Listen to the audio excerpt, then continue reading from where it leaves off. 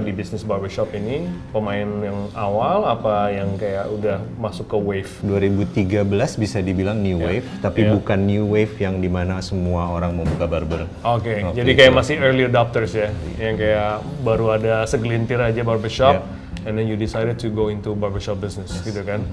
Jadi kita waktu itu mulai di mana kita merasa bahwa oke, bisnisnya ada, demand-nya ada, tapi customer itu maunya apa?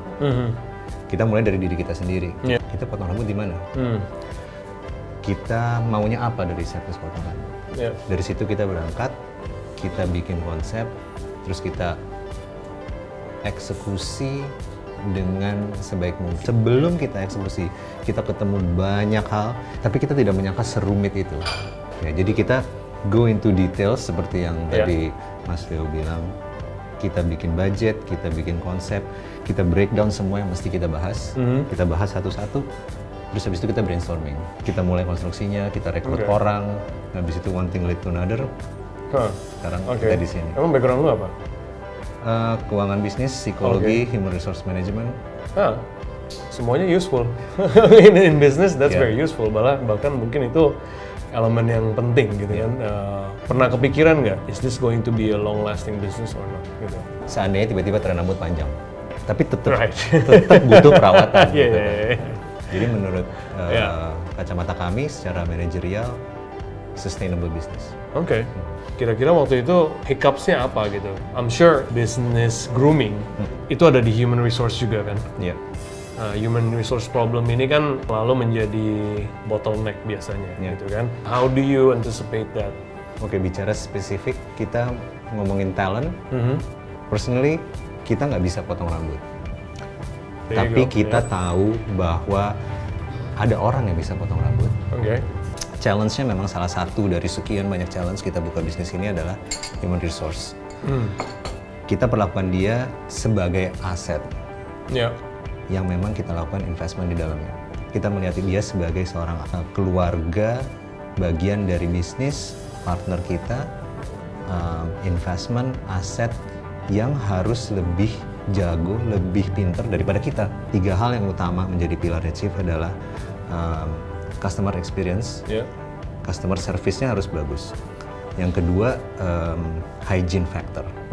Itu adalah kebutuhan utama dari customer yang kita provide. Terus yang ketiga, communication skill. Nanya apa yang biasanya kalian lakukan harian. Jalan macet nggak? It will open a conversation with the customers. Jadi itu akan membuild kedekatan dengan customers dan barberman-nya. I wanna see some products. Yuk, kita lihat kayak.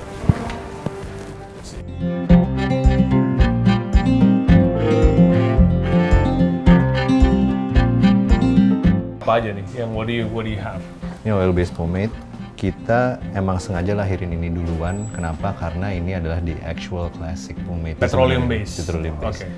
Tapi memang ini secara customer yang modern agak mengganggu. Kenapa? Karena susah dihilangkan. Kemudian kita coba inovasi. Namanya pomade removal. So this is actually not a shampoo. It's not a shampoo. It's a reverse pomade. Kita coba lihat di pasaran memang banyak sekali yang klaim kalau dia tuh shampoo yang bisa meremove wax, residunya gitu. Betul. Tapi sebenarnya enggak. Jadi ini jawaban atas klaim yang salah itu gitu.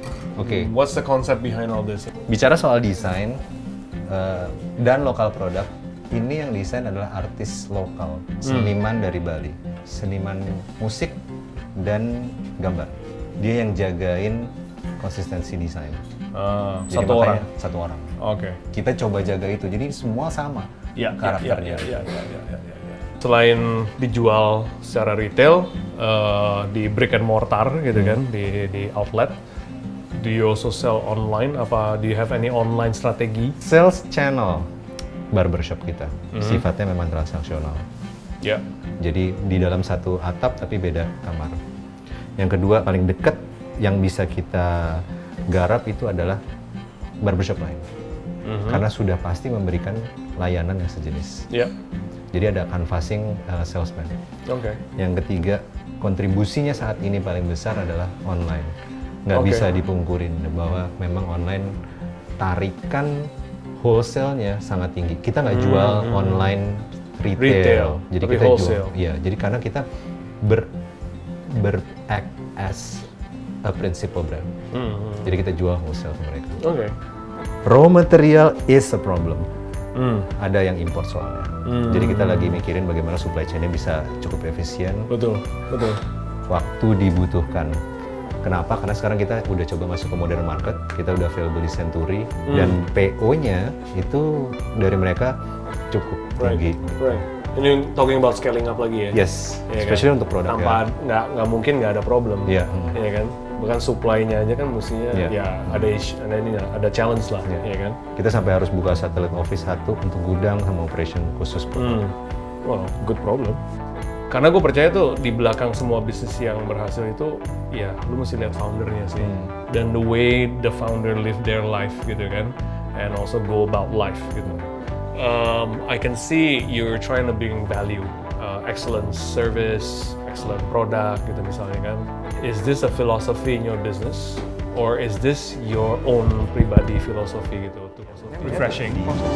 Karena memang tergantung tempat bisnis itu kalau gue tahu